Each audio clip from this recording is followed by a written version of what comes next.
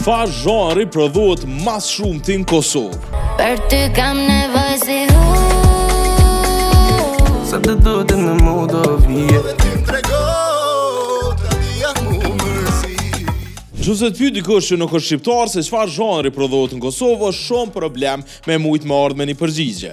Pop, R&B, folk, amapiano, reggaeton. 2025 është ndoshta një ndër vitet më të frytshme me lansime vitet e fundit, po krejt këto këngë e kanë një diçka të njëjtë. Vibe është tepër i njëjtë në secilën këngë e sidomos verës. Jemi tu e përjetuar një epidemi të amapianos dhe të reggaetonit në industrinë tonë. Secila këngë mundohet me pas një kind of music brenda tingullit veror, po jo me konë upbeat.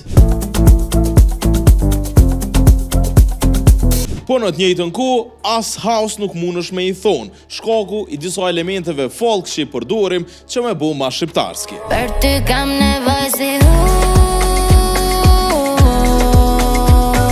Po kjo nuk ndodh veç se na, amapiano është një qit kohë 2-3 vitet e fundit me ardhjen e Burna Boy dhe Tyler se shumë artistave afrikan që bile edhe në rap muzik kanë ndiku, të paktën te mainstream.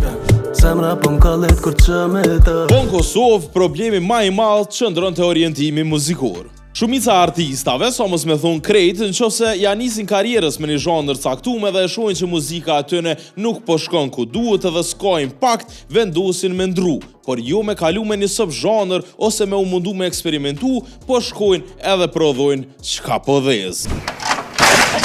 Një rast konkret e kemi me Era i Strefin, qysh e kom cek edhe ma herët, ku Carbon 2000 edhe $1 Million Man janë shumë këngë ma interesante, ma fresh, ma diçka që s'keni ma herët, po që nuk e ka impaktin e njëjtë si Kitty.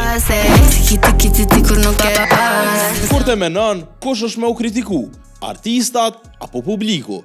Publiku janë ata që konsumojnë krejt këtë ushqim që prodhohet, e artisti thot veç zot zgate. Në fund ditës, ndryshimet vinë nga ti. Kështu që bëni follower Ban FM në krejt platforma sociale edhe subscribe në YouTube.